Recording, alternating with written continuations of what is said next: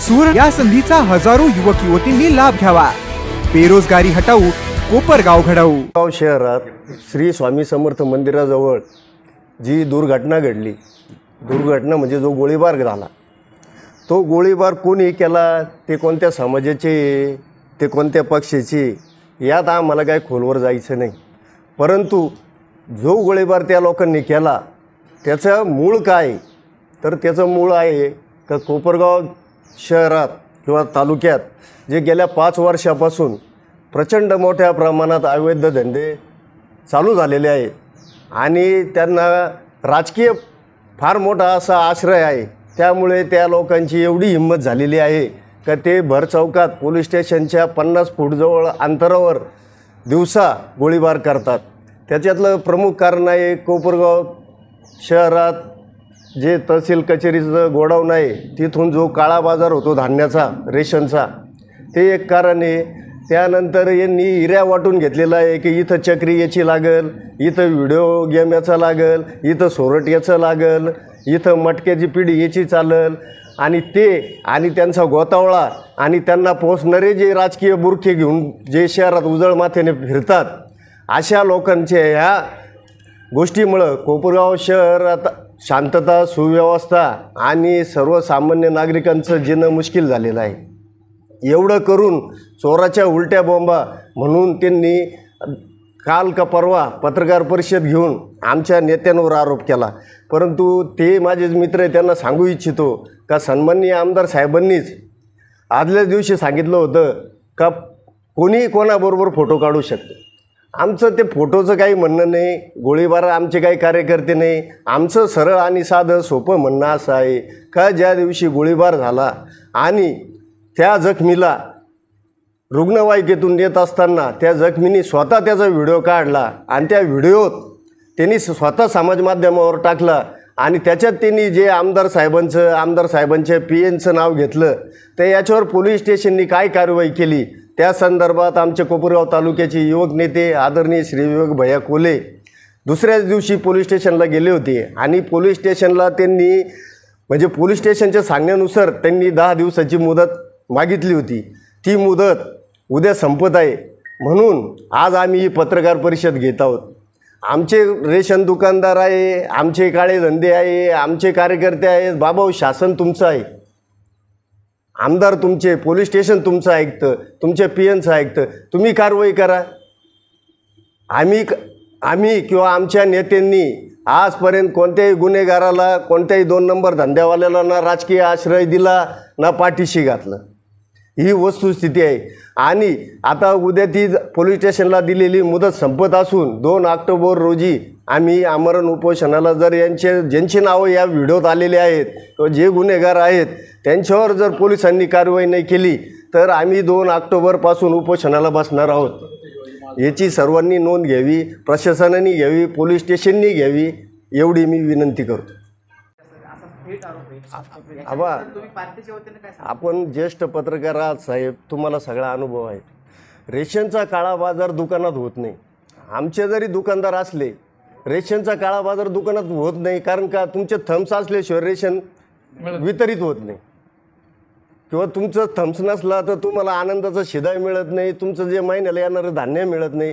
तेव्हा रेशनचे जरी दुकानं आमचे जास्त असतील, कारण सत्ता आमच्याकडे होती 35 वर्ष, त्यावेळेस हे रेशन या गोष्टी कोणी करीत नव्हतं। एक जनतेची सेवा म्हणून शासनाने त्यावेळेस केलं, कोले साहेबांनी गोरगरीब लोकांना ते दुकानं मिळवून दिलेली आहे। परंतु जे काही रेशनचा काळा बाजार होतो तो गोडाऊनमधून होतो आणि ते गोडाऊन कोण चालवतं?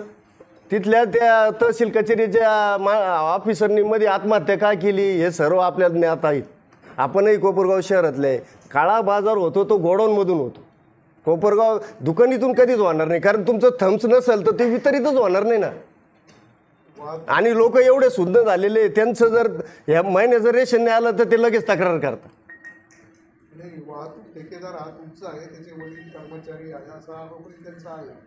आमचं कोणत्याही ठेकेदाराशी किंवा वाहतूक ठेकेदाराशी काही संबंध नाही। आम्हीच पोलीस स्टेशनला म्हणतो असं कोणी असेल तर त्याच्यावर गुन्हे दाखल करा। आणि गेल्या कित्येक महिन्यांपासून का विवेक भैया दर महिन्याच्या दुसऱ्या सोमवारी तहसील कचेरीत हे जन आक्रोश मोर्चा म्हणून जनतेचा आवाज उठवत राहतात. त्याच्यात बऱ्याच वेळा रेशनचा विषय आलेला आहे आणि मोठ्या पोटतिडकींनी तो मांडलेला आहे. त्याची चौकशी आतापर्यंत झालेली नाही.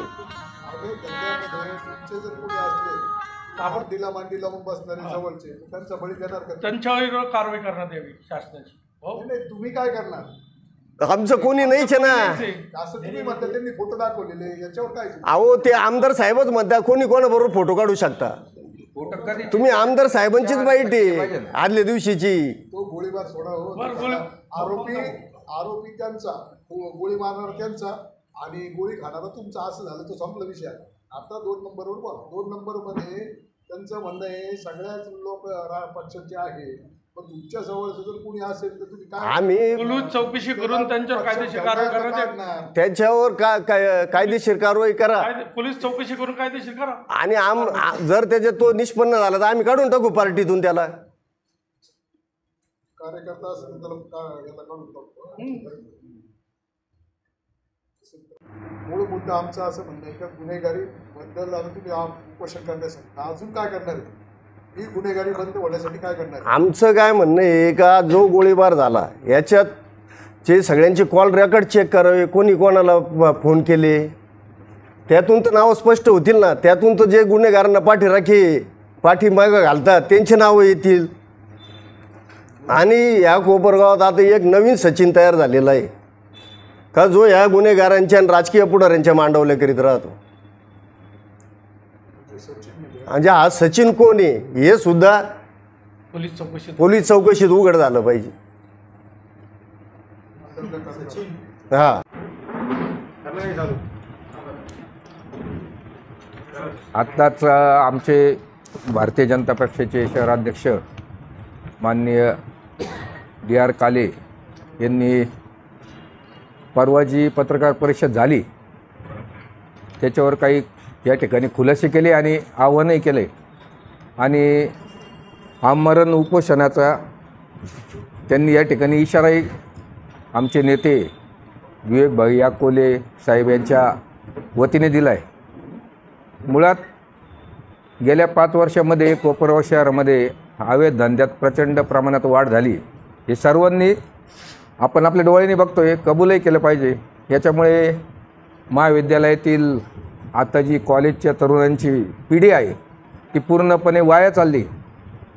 मला तर नावही माहीत नव्हतं. त्या दिवशी कळलं पोलीस स्टेशनला मोर्चा नेल्यानंतर का कुत्ता गोळी नावाचा काही प्रकार आहे. आणि आपण गावामध्ये ज्यावेळेस फिरतो, येतो, जातो, बघतो तर असे काही ठिकाणी जिथं पडदे लावून हे कारभार चालतात आणि तिथून सॅक गळ्यात अडकवलेले कॉलेजचे ड्रेस घातलेले युवक बाहेर निघतात नाही. मी माझ्या डोळ्यांनी खूप वेळा पाहिलेले. हे का घडतं आहे? हे अवैध धंदे मोठ्या प्रमाणात चालू आहे, त्याच्यामुळे हे सगळं घडतं आहे. आणि व्यसनाधीनता वाढली त्याच्यामुळे. मग वेगवेगळ्या प्रकारच्या नशाही मुलं करतात. म्हणजे एक पिढी बरबरीच्या दिशेला चालली आहे. आणि मुळामध्ये ह्या पिढीला त्यापासून दूर करण्याकरता आमच्या नेत्यांनी हे आंदोलन आता हाती घेतलं आहे. त्याच्यात रेशनचा जो घोटाळा आहे त्याच्यामुळे या गावात गोळीबार झाला आहे. आणि रेशन घोटाळ्याचं मूळ काय याचा शोध पोलिसांनी घेतला पाहिजे, प्रशासनाने घेतला पाहिजे असं आमचं म्हणणं आहे. हा जो रेशन घोटाळा गेल्या 4-5 वर्षापासून चालू आहे, आमचे विवेक भैया त्याच्यावर आवाज उठवत आहे. त्याची कधीही चौकशी या तालुक्याच्या प्रशासनाने केली नाही, कारण त्यांच्यावर कोणाच तरी दडपण आहे मोठं. आणि आमचे कार्यकर्ते याच्यात आहे, तुमचे कार्यकर्ते नाही आहे. आमचा एकही कार्यकर्ता नाही. 3-3, 4-4 पिढ्या आमच्या या गावामध्ये चालल्या आहे. आज अखेर आमचा एक प्रकारचा अवैध व्यवसाय नाही कुठेच. मग तुम्हाला जर ही पिढी जर अशी नासवायची असेल तर योग्य नाही. आणि आमच्या विवेक भाईंनी आता एक मोठा 5 ऑक्टोबरला कार्यक्रम ठेवला आहे, महारोजगार मेळावा. त्याच्यामुळे 10,000 युवकांना नोकऱ्याच्या संधी उपलब्ध होणार आहे. मग युवकांनी व्यसनाधीनतेकडे जायचं आणि अवैध धंद्याकडे जायचं का रोजगार मिळवायचा? मग रोजगार जर मिळाला एवढ्या युवकांना तर यांना अवैध धंदे करायला आपल्या आमदारांना माणसं मिळतील कुठून, युवक मिळतील कुठून? त्याच्यामुळे ही धडपड चालली आहे सगळी. मुळात इतके काही घोटाळे आणि इतके काही, अरे आपण डिजिटल बोर्ड तर पाहू वैतगून गेलो आपण. 3-3 हजार कोटीचे डिजिटल बोर्ड या गावात आहे. काय अवस्था आहे गावाची? काय बदल झाला या गावामध्ये? ते इथंच राहतं, आपणही इथंच राहतो. आणि हे सगळं घडतं आहे त्या मेळाव्यात आमचा जो मेळावा आहे आता रोजगार मेळावा, त्याच्यामुळे आपले तालुक्यातील 2 नंबरचे धंदे राजकारण तुमचं बंद पडेल याची त्यांना प्रचंड भीती वाटते. मुळात हे जे पोलीस स्टेशन प्रशासन याच्यावर विचारच करायला तयार नाही. आम्ही 19 तारखेला गोळीबार झाला, 21 तारखेला आम्ही मोर्चा नेला. त्या मोर्चानंतर विवेक भाईंनी तिथं सगळं काही सांगितलं, CDR काढा, कोणाकोणाचे नावं आहे त्यांच्यावर FIR दाखल करा. काय चौकशी केली 8 दिवसात पोलिसांनी. माझं आज पोलीस स्टेशनला आणि प्रशासनाला आव्हान आहे ह्या पत्रकार परिषदेनिमित्ताने, त्यांनी अशी एक प्रेस घ्यावी आणि काय झालं या 8 दिवसामध्ये या प्रकरणात त्याचाही खुलासा त्यांनी केला पाहिजे. अशा सगळ्या गोष्टी घडून राहिल्या.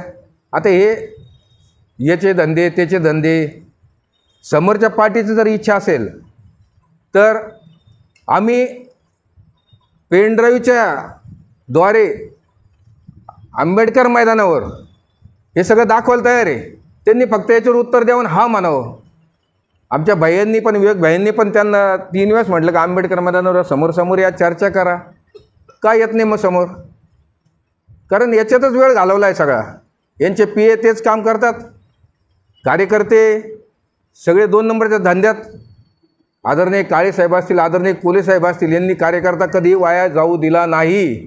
त्याला सुसंस्कृत ठेवलं. त्याला रेस संस्थेत संजीवनी एज्युकेशन सोसायटीतच नोकरी दिली आणि त्याच मार्गावर आता विवेक भाई 10,000 नोकऱ्या निर्माण करताय. हा पेनड्राईव्ह त्यांना सांगू द्या उघडायचं नाही उघडायचं, आमचं ऑफिस उघडेल आणि दाखवेल सगळ्यांना मग काय याच्यामध्ये. अशा सगळ्या गोष्टी आहेत.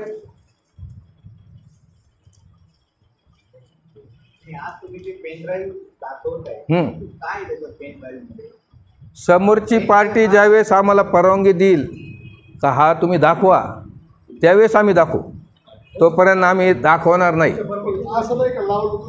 हा ते आम्ही आज छोटा जाणला आहे, हा अजून मोठा झाला असता. आम्ही नाही लपवते काही गैरप्रकार उघडकीस आणतोय आम्ही आता प्रत्येक या. नाही आता त्यांनी जो आरोप केला ना का बो यांचे काळे धंदे जर कोण आहे नाव आहे आमच्या पार्टीचे काय असतील कार्यकर्त्यांची, तर याच्यात आहे ना तर असे काही घटना आहे किंवा असे काही प्रसंग आहे त्यांचे बरं का, त्यांची परवानगीची गरज नाही. त्यांनी फक्त आव्हान स्वीकारावं. त्यांच्या परवानगीची गरज नाही तर त्यांनी फक्त आव्हान स्वीकारावं. हे अशी गंमत आहे का तुमचे जे बातम्या आहे, तुमचं जे वृत्तांकन आहे ते कोपरगाव शहरातल्या सर्व घरात बघितलं जातं, सगळ्या मोबाईलवर बघितलं जातं. म्हणून आम्ही आज दाखवत नाही.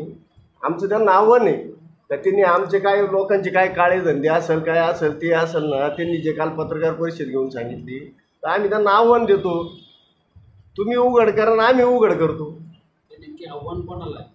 त्यांना आहे ना, त्यांनी आज मागच्या पत्रकार परिषदेत ना पदाधिकाऱ्यांनाच आहे ना, पदाधिकारी ज्यांनी पत्रकार परिषद घेतली. आणि साळकर साहेबांनी जे प्रश्न विचारला ना की अवैध धंदे जे चालू आहे किंवा ते थांबवण्यासाठी तुम्ही काय उपाययोजना करणार. पहिली गोष्ट, गेल्या 5 वर्षात आहे ना सर्वसामान्य जे तरुण पिढी आहे ती पूर्ण बरबाद झालेली. आज 10वी 12वीचे मुलंसुद्धा व्यसनाधीन व्हायच्या मार्गावर लागलेले. आणि का तर 12वी झाल्यानंतर किंवा ग्रॅज्युएशन झाल्यानंतर नोकऱ्याचं प्रमाण कमी झालेलं आहे.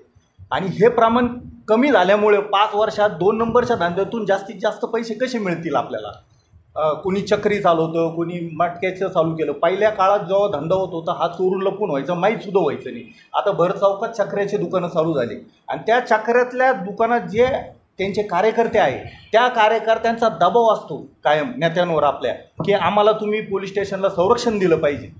आणि पोलीस स्टेशनला संरक्षण देण्यासाठी मग पोलिसांवर दबाव आणणं आणि त्या दबावातून मग हा धंदा वाढत चालतो. आमचे नेते तसं नाही. आमच्या नेत्यांना वाटतं की ह्या मुलांना कुठेतरी कामधंदा मिळाला पाहिजे तर ते 2 नंबरच्या धंद्यातून परावृत्त होऊन चांगल्या कामाला लागतील. म्हणून 10,000 मुलींसाठी हा रोजगार मेळावा आयोजित केलेला आहे. हा काही विषय असा नाही की एका दिवसामध्ये आंदोलन केलं सगळं संपलं सगळ्यांना नोकऱ्या लागल्या. पण आज ती दाणं ठेवली पाहिजे की आपल्या कोपरगाव तालुक्यातल्या तरुण पिढीला रोजगार मिळाला पाहिजे, म्हणून हा कार्यक्रम आयोजित केलेला आहे.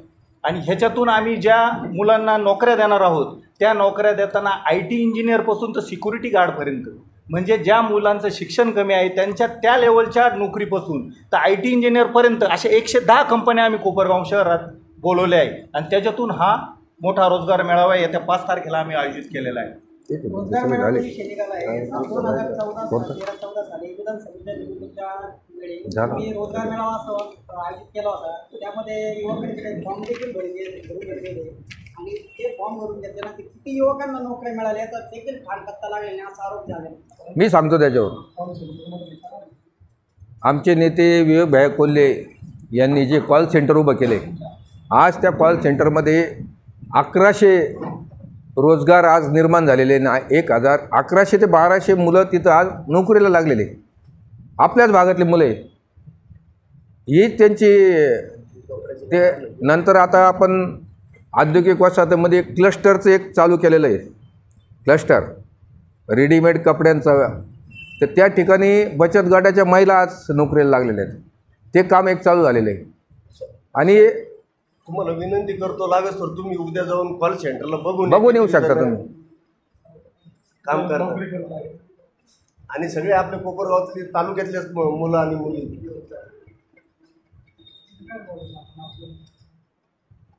आणि तसं जर विचार केला तर मग समोरच्या पार्टीने किती रोजगार निर्माण केला या 5 वर्षामध्ये, हा विचार केला पाहिजे ना. होत नसतो. कुटुंब कामाला लागले पाहिजे, कुटुंबाचं उदरनिर्वाह चालला पाहिजे, याला विकास म्हणतात. वाताहत झाली नाही पाहिजे कुटुंबांची. आता एका बाजूला या 2 नंबरच्या धंद्यांमुळे कुटुंबांची वाताहत होते, दुसऱ्या बाजूला रोजगार निर्मिती होऊ राहिली.